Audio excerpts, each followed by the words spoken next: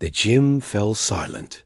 Instructor Marcus Hayes stepped onto the training mat, his face a mask of stone. 23 cadets stood at attention, their breath misting in the cold morning air. This was it, the final evaluation. For the elite tactical response unit, close combat skill was the line between life and death.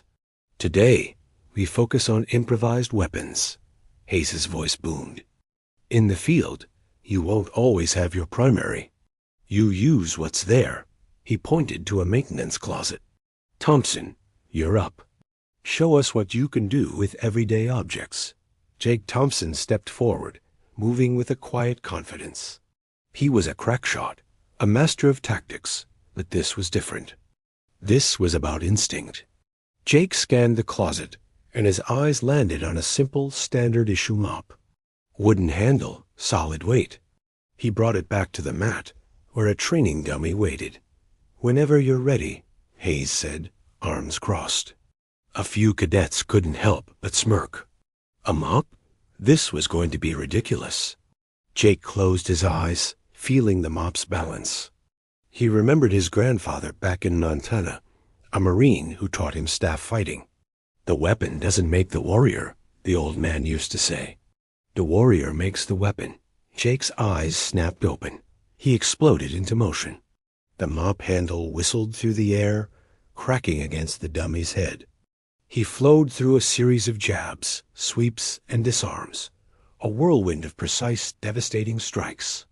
The smirks vanished, replaced by wide-eyed amazement. Jake had turned a simple cleaning tool into an extension of his own body. But then, Hayes raised a hand. Stop. Good technique, Thompson. But I want to see something else. I want to see you break it. Break it? The challenge hung in the air. These mop handles were solid wood, built to last. Jake ran his fingers along the grain, finding the weakest point. He recalled his grandfather's voice again. When you need to break something, you don't hit the surface. You aim 6 inches beyond it. You hit through the target. Jake positioned the mop across his knee, gripping it firmly.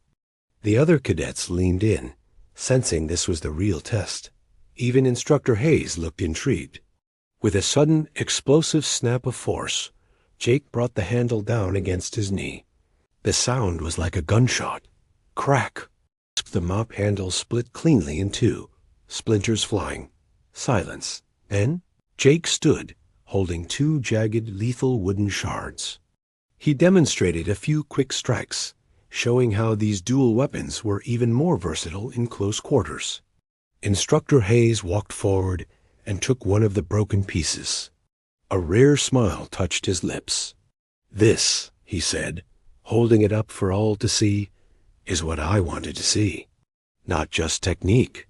Adaptability. The willingness to modify your weapon mid-combat. He turned to Jake. Where did you learn this? My grandfather, sir. He said every object tells you how it wants to be used. You just have to listen. Hayes nodded, his respect clear. The rest of you, take note. Thompson didn't just break a mop. He showed us that limitations are often just failures of imagination. In the field, your greatest weapon isn't what you carry. It's how you think. As Jake rejoined the ranks, the mood had shifted. 23 cadets now saw the maintenance closet not as a collection of cleaning supplies, but as an arsenal of possibilities. Jake had shown them what it truly meant to improvise, adapt, and overcome. Thanks for watching. If you found this story inspiring, hit that like button and subscribe for more content that pushes the limits of what's possible. See you in the next one.